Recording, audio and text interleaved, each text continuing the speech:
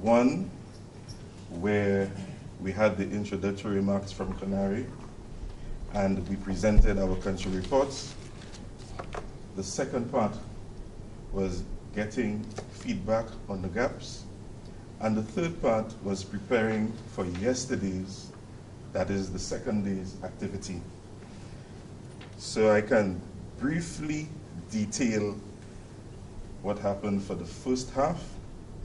And basically, we had Ms.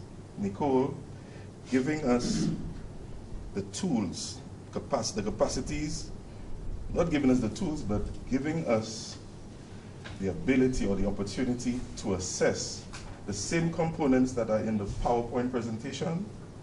She gave us these subheadings: capacity and abilities of the facilitator, effectiveness of tools, key stakeholders and how they see their role, capacities needed by participants, enabling factors existing for participatory forest management, when a participatory process is most effective, costs or challenges, driving forces for participatory forest management. And as I said, the countries also presented using the same parameters.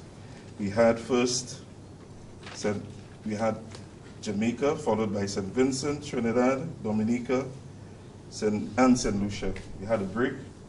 We had an energizer by Keisha, and the main focus of that break was the importance of resource use and survival, how to optimize use.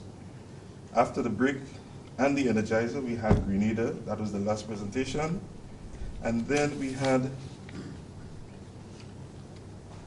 the flagging, or looking at the gaps.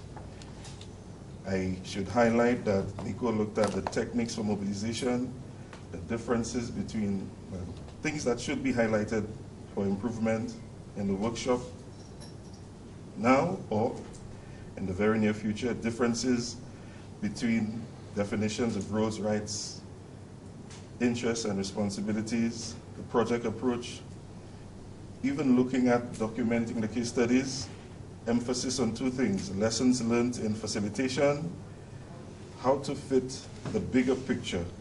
St. Vincent looked at documenting different meetings and what was done, and there was also discussion, that's the second part, the follow-up.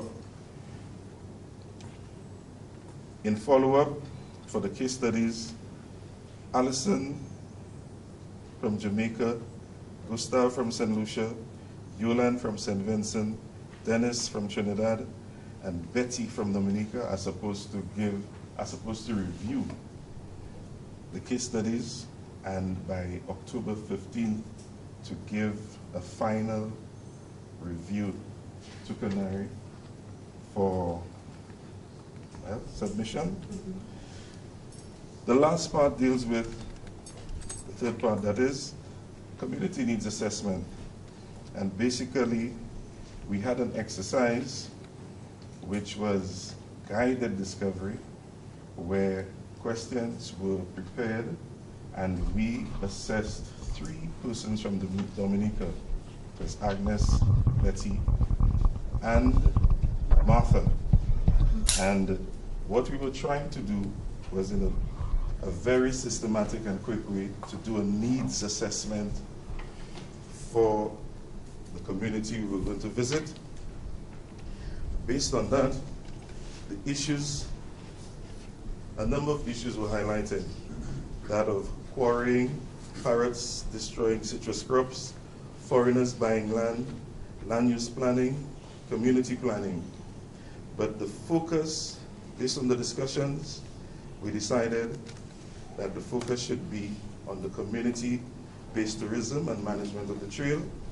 And in so doing, we decided to use the techniques that we've learned, that is the 6 tools, from stakeholder ID to detailing the key stakeholders, their roles, responsibilities, and interests, to that of looking at the relationships, steps to building relationships, and finally, evaluation. Thank you so much.